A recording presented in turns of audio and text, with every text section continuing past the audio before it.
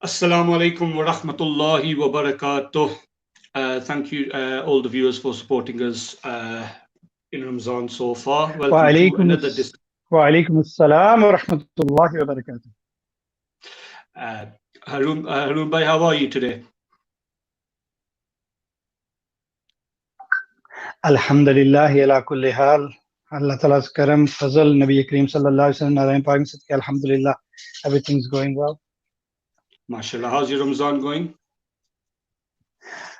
Ramzan, beautiful. We was talking about this last night on the series Silsila, where, all your life you think, I wish I had lots of time in Ramzan.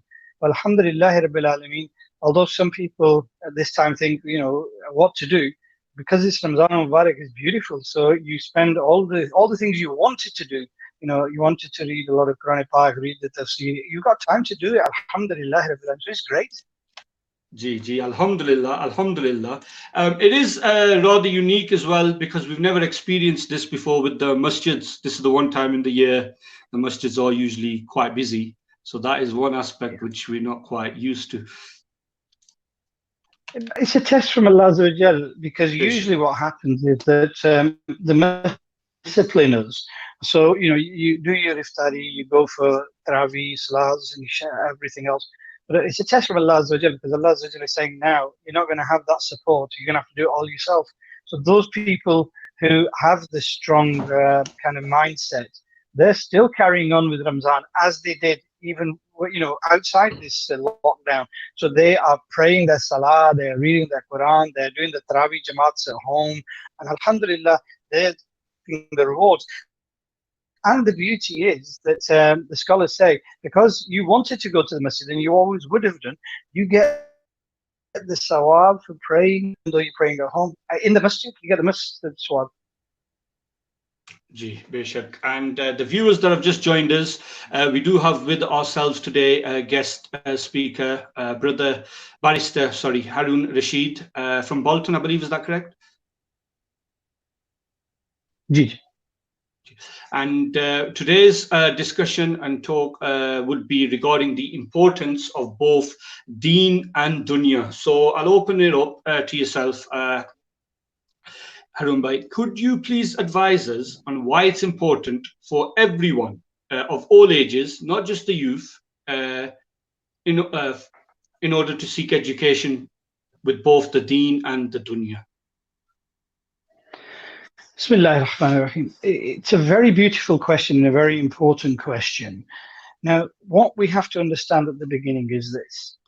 What each education, knowledge of each field does. So, when it comes to the dunya education, what does it help you achieve? And when it comes to the dini education, what that helps you achieve. So, when you go out and get a degree, say you get an engineering degree, that allow you to go and become an engineer, which will mean you can get a decent job, you can earn good money, and with that money you can live a comfortable lifestyle. You can bring up your children well, you can have a nice house and a nice car.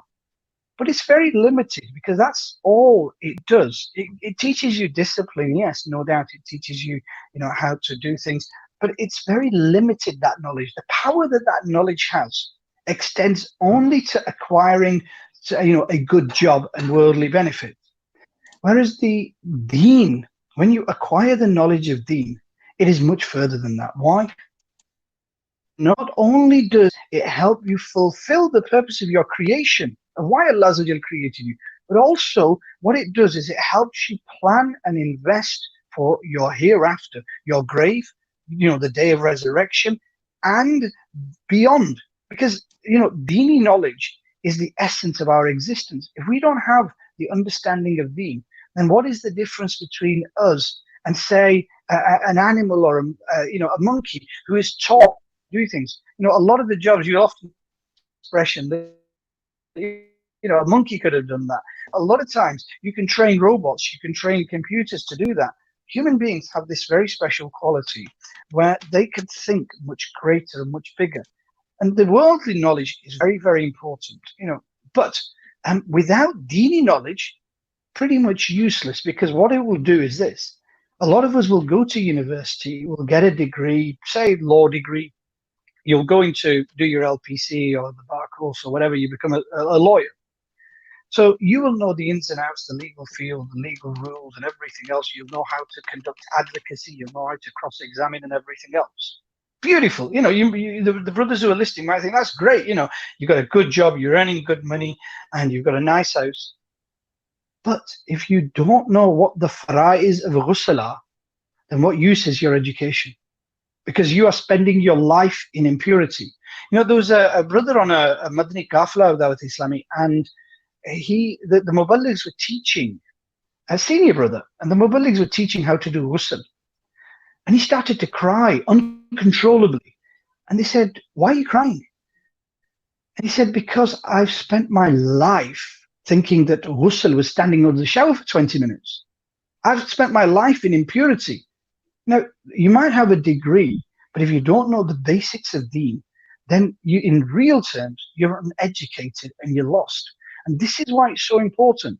Deen doesn't say you don't go out and get a degree. It encourages it. You know, all these sciences that were developed, they were developed by Muslims. You look back in the books of history and all the greatest algorithms, algebra, everything from linguistic skills to science to get, I mean, you go into the operating theatres at the moment and a lot of instruments that they are using were instruments invented by Muslim scholars. And the way that comes back is this, you know, and perhaps this is into context of today's kind of talk. It puts it into perspective. You know, as children, we've always heard that, you know, everything's come from the Quran. And we kind of accepted it. But sometimes in the back of the mind, you think, well, how have computers come from the Quran? How has, you know, the phones and all this come from the Quran? How could it be possible? And I would encourage you to go and do your research. Actually, if you look back at the historical texts, what had happened is this. The world was in ignorance, and Nabi Kareem sallallahu alayhi wa sallam brought the world out of the darkness into the light and gave us the glorious Quran. Now, the Quran, when the Sahaba Ikram was studying it, it said, look at the plants. Study them. They studied the plants. It said, look at the stars, study it. They developed astronomy and astrology. Then they looked at different things. They looked at how things were made up. They looked at mathematics. They looked at algebra. They looked at medical science. And they developed these fundamental base texts which exist to this day. Once they had developed these fundamental base texts, then in the coming hundreds of years, unfortunately, we didn't implement them and take them aboard. And perhaps the Western society, Western civilization took that base, and it's perhaps took that base, I say, because some Islamic kind of empires were involved as well. But there is no doubt they took that original base, they took the mathematical formulas, even binary codes, which are all these, you know, I've got my laptop in front of me, I've got the phone, we're doing this on. All these exist because of binary codes, which were invented by Islamic scholars. All of this that we see today, it has come from the glorious Quran and the teachings of Nabi Kareem sallallahu alayhi wa sallam. You know, science is still catching up. There's a beautiful risala by Amir al-Sunnah down Barakatuh where, you know, you can download it free of Islami.net. And what it basically says is that the science of wuzu, I think the full title is, and it is amazing. It tells you that, you know, we do wuzu in this way, and now science, 1460 years later, is catching up and showing us that there are so many medical benefits and so many scientific benefits in doing wuzu the way you do. So coming back to your question, which was, you know, how important is it? The dunyavi knowledge is important, but dini knowledge is absolutely crucial. Now, if you have the dini knowledge, the essential farz al-ulum, but say, for example, you didn't have the knowledge of the dunya, you could still survive and get by, and you could live your life successfully and gain something for your hereafter. But if it's the other way around, we see that every day of the week. I see brothers, they've got no sense of what deen is. They've gone to university, they've done their degrees, but they won't come to the masjid to read namaz. They refer to their parents as the old man and the old woman. And they don't know how to talk to their friends, you know, and they mix themselves into alcohol and drugs and everything else. And at that stage, people come back and say, well, we sent him for an education. We sent him to gain a worldly education. Look what he's done to him. It's not the worldly education that's done that to him. Actually, what was missing was the dunyavi education. which as a child, when we're bringing up children, we need to instill in them slowly from the age of 5 upwards. Imam Ghazali rahmatullahi says that a child is a blank sheet of paper. And what you've got to do is take this and you can write whatever you want on it. Now, the beauty is that on that paper from an early age, if you teach them the importance of deen, the importance of salah, the importance of the Quran, and then when they've got a firm grounding, yes, send them to the university to do the doctorates, do the medicine degrees, do the legal degrees, and then when they're both combined, the beauty will shine. Jazakallah. Hazrat, thank you for that answer. In regards to now, you've mentioned slightly there, you mentioned the term farz alum. When you go to the masjid, be it for Jummah, khutbah, a talk, anything, we hear the term ilm deen, Islamic knowledge. When the scholars refer to this for the common person, what do they mean? What are they referring to? Are they referring go abroad for a few years, study, go to do a degree in Islamic studies? What is that? What does it entail for the common person? What they should study? Mashallah, that's a very, very beautiful question, because a lot of people live under this misconception that studying the knowledge of deen means going off to do Dars-e-Nizami for 6-7 years and that's it. No. Those are scholars and those are very fortunate people who do that, no doubt about it. But for the average person, it is essential that you have basic knowledge of the rules of Islam to live your life by. Now, let me give you an example. Say, for example, in your household, there are certain things that you have to do and you have certain skills you have to learn to live a family life and do DIY around the house or, fill in forms, etc. We learn all those skills. Without them, we can't get by. We might not be a builder, but we can do little bits and bats. We might not be, the best at anything, but we can get by. What Islam does, it says there are certain fundamentals, which you must learn. And they're not that complicated. Dawat Islami up and down the country does these Farzulum courses. And, you basically learn the very basics. So, for example, a lot of youngsters these days, they go about thinking standing under the shower for 20 minutes is ghusl. It isn't. You have to purify yourself the way Nabi Kareem Sallallahu Alaihi Wasallam taught you. Aka Kareem Sallallahu Alaihi Wasallam said that the key to Jannah is namaz, salah. And the key to salah is wuzu. But if you don't have your ghusl, you cannot do wuzu and you can't read salah. If you do go into the masjid, you become a sinner. If you do touch the Quran, because you have not done your ghusl properly. And not a lot of people, you'd be shocked so many times, when we say this, that ghusl is very simple. It's 3 farz. You rinse your mouth thoroughly so that water reaches every part of the mouth. No part remains dry. If you're not fasting, then you gargle as well. If you're fasting, you can leave that out. Then you sniff water, clean your nose thoroughly, sniff water up until the soft bone, till it feels slightly uncomfortable. Don't worry, it's not going to go into the head or anything and cause a brain hemorrhage. It doesn't do that.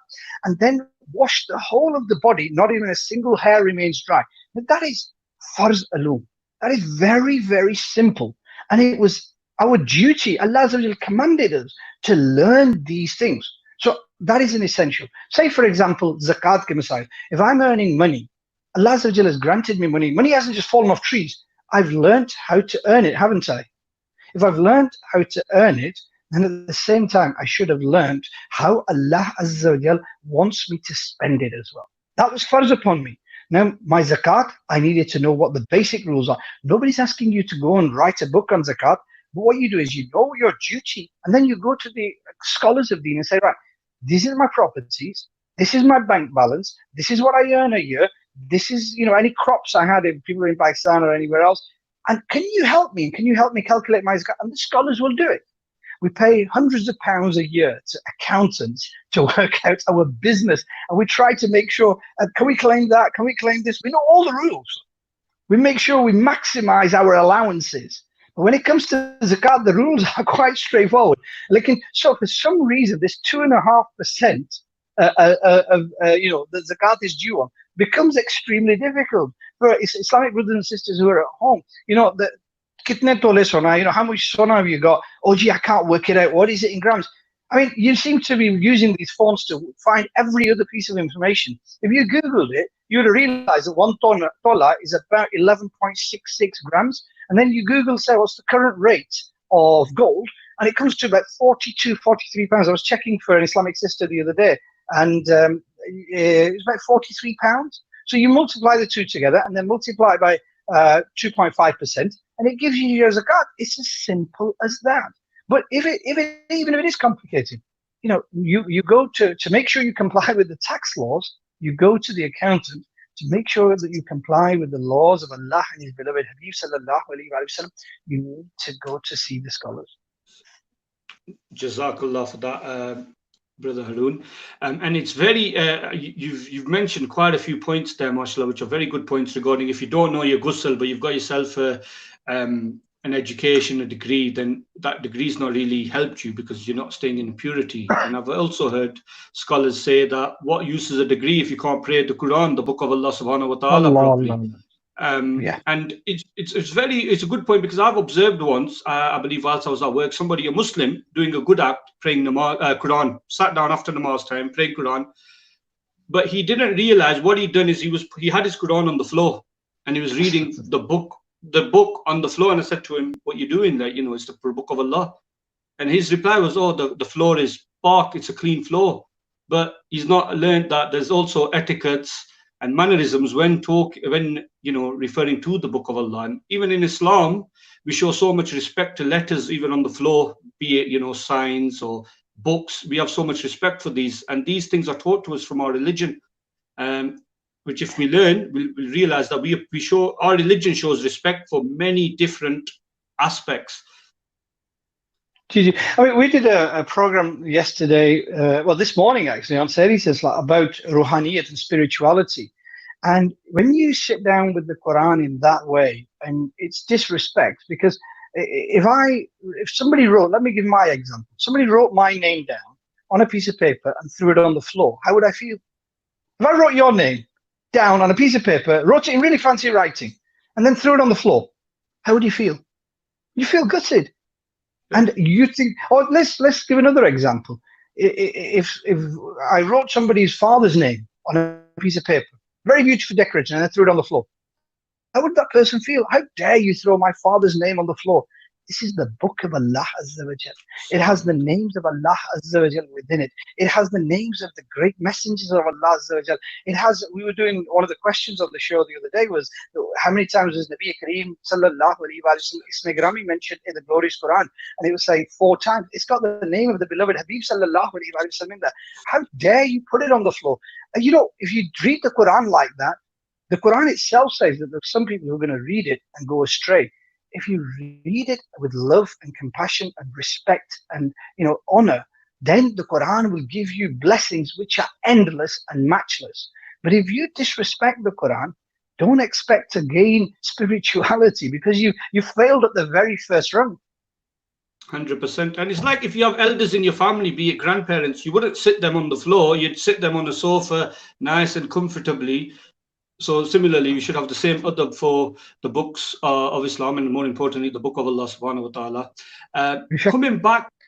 Coming back, Brother Haroon, in regards to the mindset of the young children, or similarly, elders, if somebody has the mindset of 2 extremes, for example, one person has the mindset that Dunyavi education is not going to help me, I'm going to be a Hafiz, I'm going to be Alim Deen, and that's it.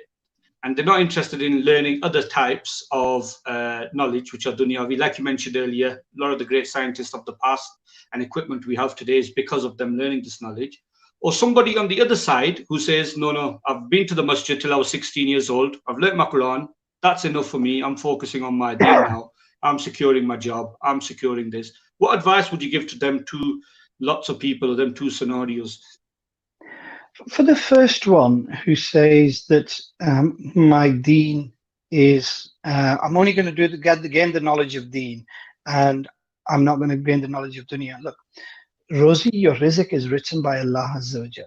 So if you want to become a scholar, proper scholar, that is the most beautiful and best decision you're ever going to make. I was with Shiraz Madni from Rochdale the other day, and honestly, it was one of those situations where I think Khalid Bhai was there, I was there, Hafiz al-Faq was there. We were envying him that how great a decision he made, and it's really, really a privilege and an honor to become a scholar of deen. And if you can do that and you're serious about it, don't worry about The fact that, you know, a lot of parents say, "Bacha khayega kahan se?" Where is he gonna? The scholars earn good money. You know, our muftis and all the other scholars, they're doing well. They've got a very good lifestyle. And alhamdulillah, Allah provides rizq. What is due to you will come. But the other thing is very, very important. And this is why it's another, mashallah, very good question. You know, I had a bayan many, many, many years ago. It must have been about 20, 25 years ago. What the Muballigh was saying was this. When you say something and people may not accept your invitation to righteousness because they're all duty bound to neki ki dawat, you know, stop people from doing bad. But they said certain people make their position in society such through their education that they can then go and do the work of Deen and people listen to them. Right now, for example, say if I wasn't a barrister, and I didn't have a law degree, I didn't have the masters, I didn't do anything, I hadn't been practicing, I was a nobody. My Deeni knowledge is very limited. And it's, you know, alhamdulillah, through the blessings of the Madni environment of Dawat Islami, that we've learned a lot of our stuff. A lot of people would be interested in what I'm saying. Why would they be? But what they see is, alhamdulillah, a combination of the Dunyavi education and through the Fazan of Amir al-Sunnat, our Pir Murshid, that alhamdulillah, an understanding of the basics of the Deen of Nabi Kareem sallallahu alayhi wa sallam, and that's what gives you good standing. So what I would say is, yes, if somebody wants to go up and become a scholar of Deen, I would encourage it. Do it. It's the best thing you're ever going to do. Why? Because your family will change. Nestle, you know, your whole khandan will change. You know, your whole kind of progeny will change. But if you can't do that, at the very least, make sure that you gain your farzalum, your basic knowledge of how to live life, which is very easy to gain. And also, you establish yourself. You don't want to be going around begging people to survive. You want to establish yourself, put yourself on your own 2 feet. Now, alhamdulillah, if you know you've got a good job, this is the other thing that I encourage a lot of youngsters to do.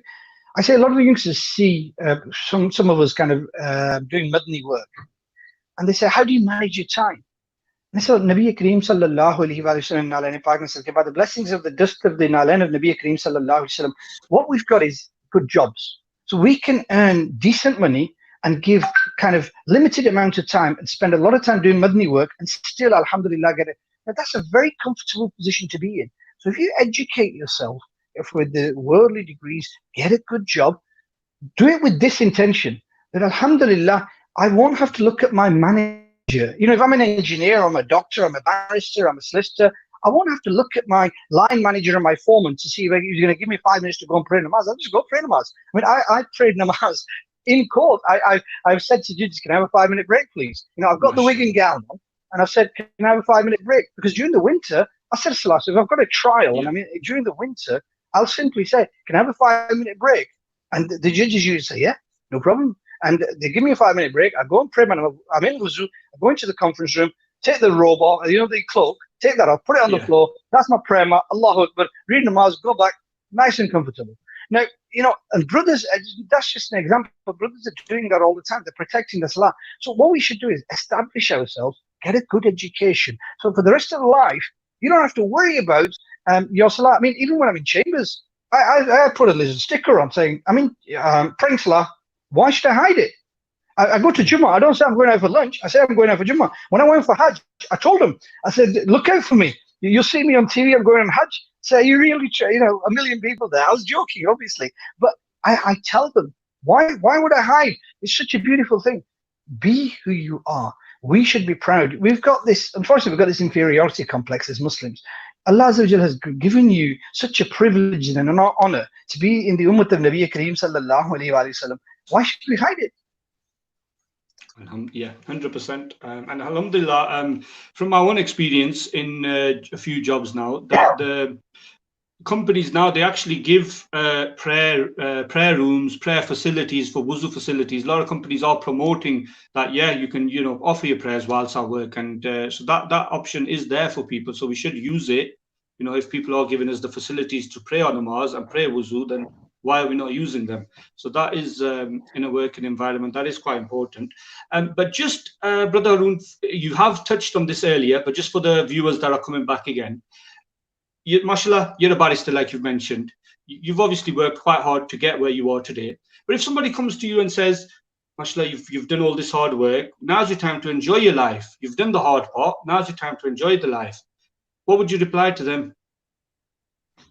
Alhamdulillahi Rabbil Alameen, by the blessings of the Nalani Pak of Nabi Kareem Sallallahu Alaihi Wasallam, I am enjoying life. It depends how you define enjoyment.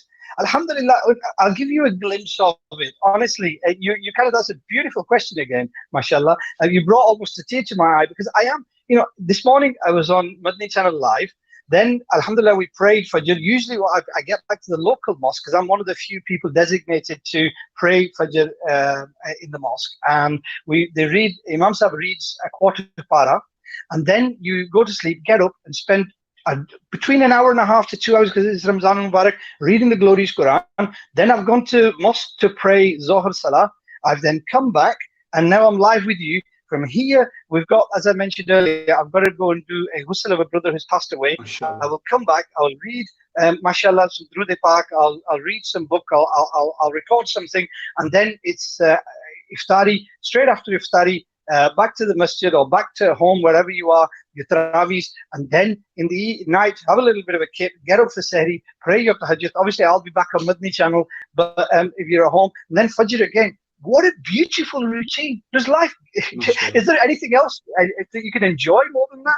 A lot of our youngsters, and that's why I really like that question. A lot of youngsters think that chilling out with your mates in the car is what life is all about. But we've all been there and we've done it. And you feel empty at the end. It's like you don't gain anything, yeah? Which one of us hasn't done it? We're all born and bred in this country. And at the end of the night, yeah, they spend the night taking the mickey out of each other. And then at the end of the night, you think, yeah, what a waste of time that was. And Dusra Din was still back there, yeah? Why? Because it's a lesser the shaitan. And, this waste time. I was shocked yesterday, obviously in Bolton, you might have heard, 2 brothers passed away in close succession a couple of days ago. And I knew both of them quite well. So it was a shock to the system. Both, one was 35, one was 28. One was a solicitor, and the other one had just set up his own gym or something. And, that was shocking in itself and everything else. And then on Manchester Road, there were some lads in a car, during the day, smoking away and eating and having a laugh. This is the month of Ramadan, yeah? This is the month of the mercy of Allah Azza wa Jal, the blessings of Allah Azza wa Jal. Allah Azza wa Jal is freeing millions from the fire of hell. Allah Azza wa Jal says, ask, whatever you ask for, I'll grant it you.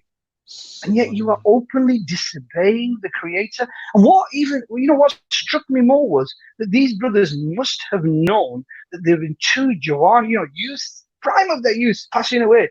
And yet it had zero effect on them. And it just baffles me of what these people think that this life is about.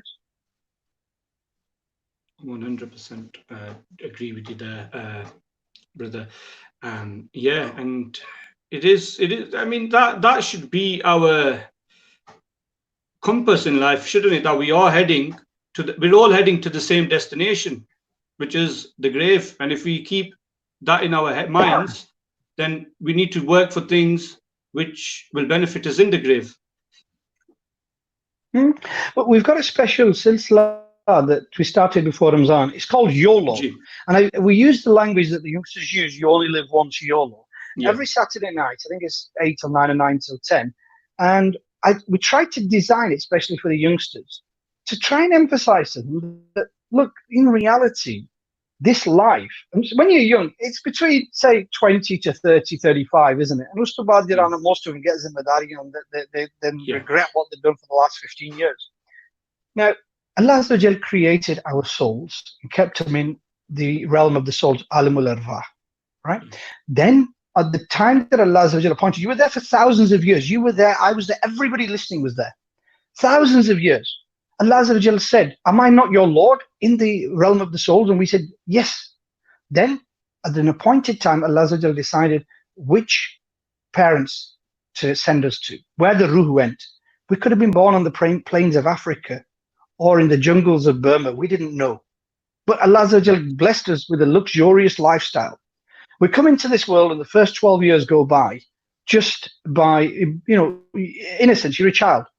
Then when we start to grow older, we think, right, I'm 10 men, I'm it, my parents don't know anything, and and then 20, 10 years, 15 years of Jawani, as they say, the youth, we waste, we totally waste. And then when it's too late and we've destroyed our life, then we think, what is it all about? Well, let me tell you what it's all about. Thousands of years in the realm of the souls. You were born into this world for a short life, 50, 60, 70 years max, but like we know from 2 days ago, 27 or 35, those are the two brothers who passed away. And then a dark and lonely grave for thousands of years, and then thousands of years on the plane of resurrection, and then Jannat or Jahannam, depending upon your actions, the gardens of paradise or the fire of hell, depending on what you did on this earth. So Allah is testing you in this short time. If you look at the spectrum, it's huge, and you've just got this little time which flies by to do something to please Allah and His beloved Habib sallallahu alaihi wasallam. And now the other important thing is for those who are studying, the youngsters, Deen isn't just about getting a tasbih and sitting in the masjid and doing Allah, Allah. No. You've got your 5 namaz, and you've got to read the Quran, you've got to understand the Quran. But Deen is about spending your life in the obedience of Allah. Go out and earn money. Go out and work. Go and get a degree. But make sure you protect your salah. That is Deen. You know, Deen doesn't stop us. And a lot of people are going to be shocked by this. Deen doesn't stop us going out with the mates. You know, with my friends, yeah, when we were younger, obviously we're a lot older now, we've got responsibilities and children and everything else. But when we were younger, Alhamdulillah, Rabbil Alameen, through the blessings of Amir al-Sunnah and my parents, namaz was the most important thing. And my friends were good as well. We traveled all over the world. Lekin Alhamdulillah, Rabbil Alameen, by the blessings of Nabi Pak and Nabi Kareem Sallallahu Alaihi Wasallam, wherever we went, we did Jamaat. We read namaz with Jamaat. Wherever we went on tours, we went all over the world. But namaz never missed it. We always made sure we protect. Even we had a habit, so we used to get up. We used to read the Quran every day. And this is the thing. You can enjoy life. You can go out with the lads. You know, nothing stopping you going out with your mates for a meal. You know, nothing stopping you. But make sure you protect your salah. When we go out, even now, when we go out, say the lads say we want to go out. Yeah, we'll say okay. What we'll do is pick us up at this time, and we'll go to a certain takeaway here, and then we'll have something to eat. And then it's about time for Maghrib. So we'll pray Salah in Bury, and then we can shoot off to Bradford, the Isha Bradford name. That's what we'll do. Yeah. And we build in the namaz into it. And we enjoy life as well. It's not that those who are doing the work of Deen don't enjoy life. In actual fact, Alhamdulillah Rabbil Alameen, by the blessings of the Nabi Pak and Nabi Kareem Sallallahu Alaihi Wasallam, we enjoy life more than those who think these chill out, who flick their fingers and think, yo man, I'll tell you what really you enjoy life. You enjoy life in the Deen, in the love of Nabi Kareem Sallallahu Alaihi Wasallam. Bishak. Jazakallah for that. Mashallah, we do have some viewers tuned in. You mentioned earlier, obviously your routine at the moment is you pray your namaz in the masjid. I just want to clarify for our viewers that Brother Haroon is abiding by the lockdown rules. He's just amongst a few people that pray the namaz in the masjid to keep salah. Jazakallah for that. I think, yeah.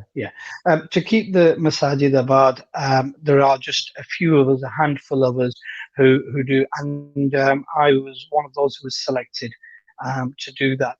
And maybe one of the reasons was, and I only mention this to give targheeb to others, that outside the lockdown, by the blessings of the dust of the Nalani Pak and Nabi Kareem Sallallahu Alaihi Wasallam, I've always prayed my Fajr and Isha in mosque. If I'm at work during the day, that's a routine. And so maybe that's why I was selected to do that. And there was just a few rules, but that's it. So, but those who are praying at home need to discipline themselves. Like I said at the beginning, it's a test. And you know, some brothers, they've really turned this around. I was with a brother yesterday, and he said, you know, for once, I've got my Bachuki and me, I've got my daughters, I've got my sons, and Alhamdulillah, we all read namaz, tarawiyah together, and I'm leading the salah, and it's an experience of a lifetime. Allahu Akbar. And he goes, it's brilliant. So we all do iftari together, then we have the cup of tea together, we've got the Diluki Rahat on, we've got Madhim Zakar, we've got Amila Sunnat on, and then we all get up, we all do wuzu, and we all stand in rows, and the atmosphere in the house is just amazing. And you know, at the moment, those who have been blessed, they are really, really enjoying it. They are really, really enjoying it. Yeah, I told you I can relate to that myself. I've got 2 young children. Normally, I'm at work, 8 hours a day, probably an hour in commuting. But you spend more time with your children. You get to know your children. So it is, Beshak, it is a blessing in disguise, this lockdown as well. So, Brother Haroon, that's half of the show. I'm going to have Sorry, to disappoint you. You know, no problem. unfortunately, I need to go because the body has arrived at the masjid, and so may Allah Azza wa Jal, bless this brother with entry into Jannah without accountability, and may Allah Azza wa Jal make it easy for his parents. And so I'm unfortunately, I know it's only 37 minutes into it, and we were That's scheduled till absolutely 5 o'clock. But it's one Yeah. of those. I've been waiting for the body to be released since yesterday, but unfortunately, it's happened exactly at this time.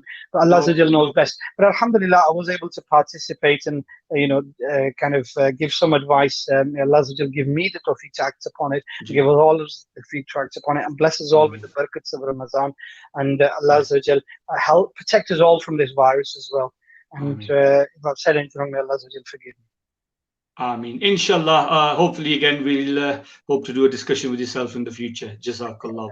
Again, I apologize. It's just one of those things. I've just had a message saying ghusl now. So. No problem. You did mention this earlier. It's one of them things. And thank you for your time. Thank you for your time. Jazakallah. Assalamu alaikum wa rahmatullahi wa barakatuh. Wa alaikum assalam wa rahmatullahi wa barakatuh.